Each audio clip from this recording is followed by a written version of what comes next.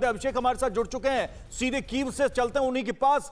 अभिषेक, क्या लग रहा है, क्या वाकई में इस पोजीशन में है यूक्रेन के कीव को लंबे समय तक रूस के सामने खड़ा रख पाए, या फिर सरेंडर जैसी कोई पोजीशन दिख रही है कीव और दूसरे शहरों से?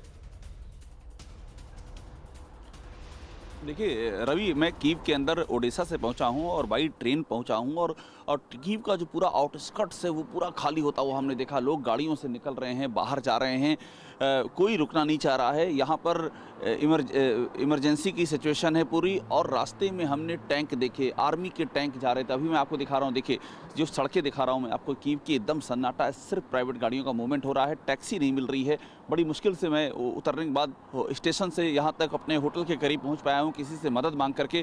कोई टैक्सी नहीं, सिर्फ प्राइवेट गाड़ियों में। देखिए पैदल जाते हुए आपको लोग दिख रहे हैं, सामान लेकर के ये लोग पैदल जा रहे हैं। कोई टैक्सी किसी को नहीं मिल रही है। कहीं पर कोई ठिकाना नहीं है कि यहाँ पर किस तरफ से अटैक हो सकता है। और चूँकि रशियन आर्मी एग्जैक्टली कीव का जो बॉर्डर है उसके आगे बढ़ रही है। खबर तो ये भी है कि कुछ हिस्सों में उनको देखा भी गया है। इस बात की भी खबर है कि वो अंदर भी घुस चुके हैं।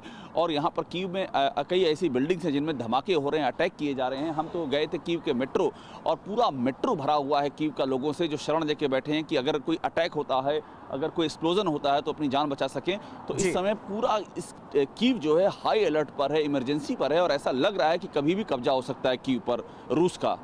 बिल्कुल, ये बहुत बड़ी बात आप कह रहे हैं। सीधे यूक्रेन की राजधानी कीव से अभिषेक उपाध्याय को आप इस वक्त देख रहे थे। जो हालात हैं वो ये इशारा कर रहे हैं कि किसी भी वक्त कीव में घुस सकती है रूस की आर्मी। कीव के बाहरी इलाकों में इस वक्त भारी तबाही हुई है।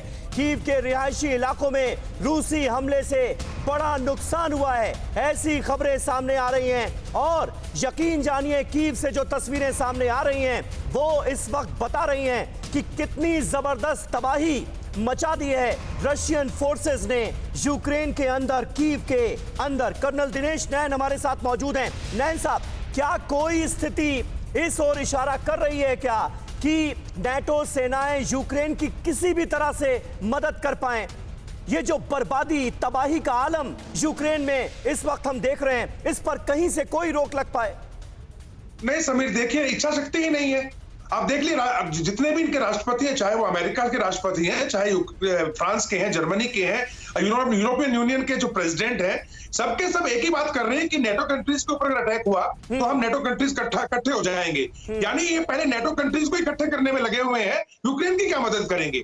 रही बात यूक्रेन की, देखिए यूक्रेन के ऊपर अभी तो कीव को घेरा गया चारों तरफ से टैंकों के द्वारा।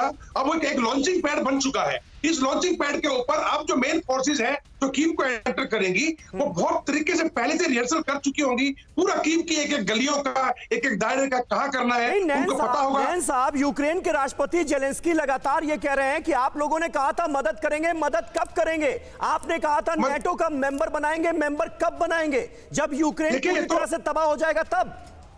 देखिए समीर, ये तो अगर आपको याद हो, जब मुनिक के अंदर जो यूनाइटेड नेशन सिक्योरिटी काउंसिल की मीटिंग हो रही थी, तो बार बार जेलेंस्की वहां क्या बात कर रहे थे, भाई कोई डेट दो, कब हमको आप नेटो में लोगे, और अगर सैंक्शन लगानी है रूस पे तो लगाओ, हम पे जब अटैक हो जाएगा उसके बाद लगाओगे क्या? और वही हो रहा है।